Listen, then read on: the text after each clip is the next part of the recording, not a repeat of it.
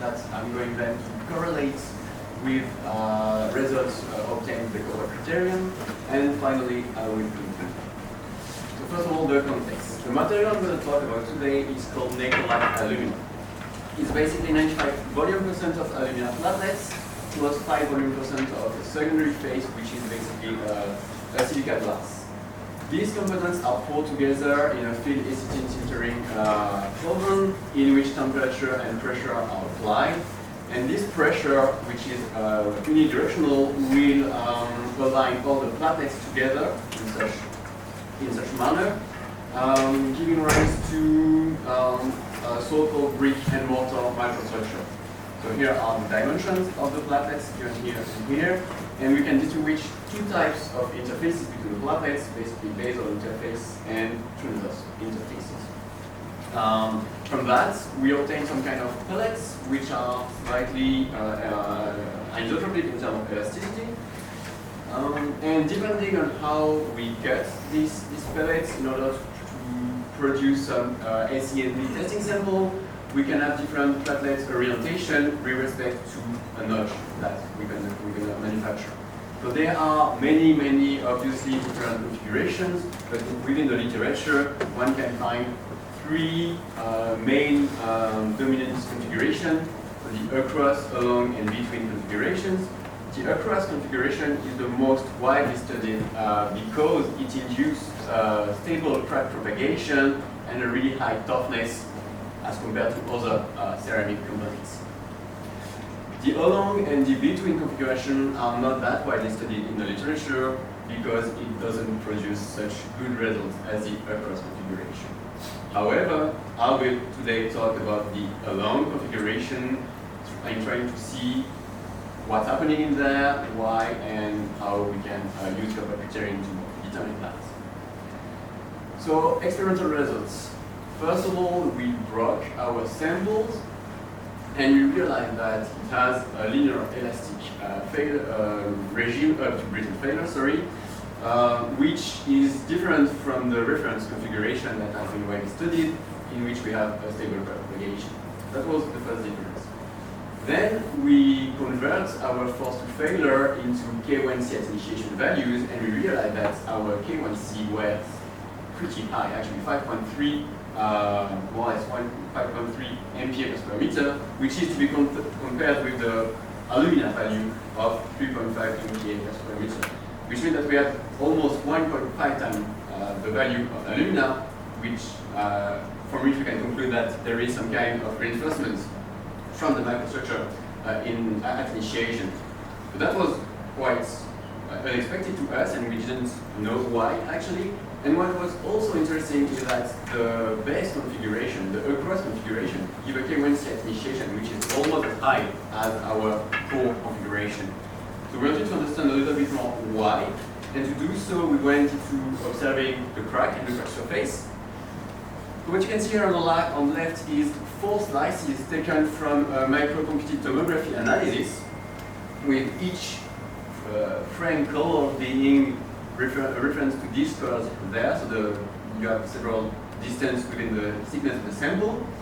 And what we can see from them is that the crack starts from the notch, which is what we expected. But sometimes it starts from the far right of the notch, sometimes it starts there from the tip of the notch, and sometimes on the left. It changes over the thickness, which means that there is a micro-scale crack microstructure interaction. However, micro-CT weren't good enough for us to quantify this interaction, and so we use another technique which is called confocal microscopy in order to quantify precisely this interaction. So there are no results here that are shown, but what we found is that actually crack deflection acts at 2 separate scales. The first one is at stacks of thousands, or no, maybe more like hundreds, like 500, 600 platelets that are bonded together more hardly, and that deflects the crack for around like 7 to 8 microns. And in each of these stacked platelets, we also have some crack deflection, which is induced by each individual platelets that are not well aligned with the neighboring one. Alright, so that was for the experimental part. So in a nutshell, experiments show that there is a mechanism of reinforcement at crack initiation, there is also an interaction between microstructure and crack. However, the influence of such interaction remains unknown. And that is the reason we use couple criterion to try to understand what is this interaction, how it acts on fracture mechanics. So the first thing we did was to do a 2D analysis in which we tried to assess whether these highly deviated crack at initiation are physically possible, if the force we could obtain with a highly deviated crack would match the reality.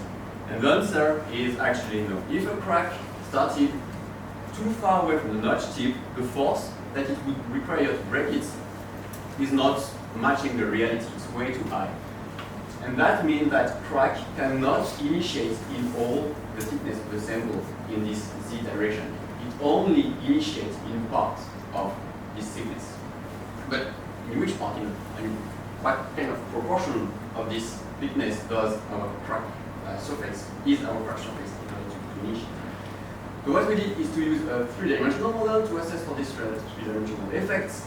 And we model in our sample, first of all, we assume that crack initiation only appears in the transverse interfaces because it's where the opening stress are the highest. And we model a crack, which is here a small crack in yellow, which has a rectangle shape. And we monitor it with a parameter we call TCI. So if TCI is high, it means that we have a huge crack within our sample, which would assess for the assumption that crack initiates in a stack of hundreds of platelets. If TCI is really small, it would mean that the crack initiates at the landscape of one individual platelet. And the results are actually shown here. So the dashed line is the two-dimensional results if the crack initiates in all the states of the sample, and each stars represent the force at crack initiation as a function of this parameter TCI. So we see that the smallest the interface, the smallest the crack, the surface, the higher the force to crack initiation, which seems logical. We also see that if we compare the values with the experimental values, we have a match for a TCI value equal to 0.4 micron, which is the thickness of one single platelet. So the conclusion from that is that crack initiates not in all the thickness of our sample, but only at the interface of two single platelets. So it's kind of a confined crack initiation zone. The other information, which I haven't shown here, is that the Coburn criterion state that crack initiation is driven by both energy and stress up to a value of 4 micron, and below 4 micron, only the energy part of the Coburn criterion will drive crack initiation. So, as a conclusion,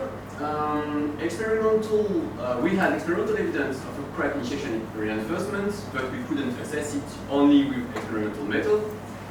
However, Coburn criterion allowed us to explain this phenomenon by what we call crack initiation containment, which means the microstructure contains fracture at only one single interface between platelets.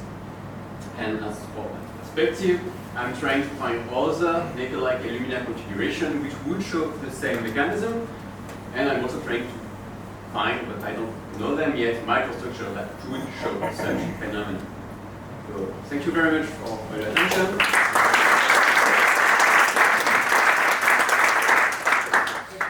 Are there any questions?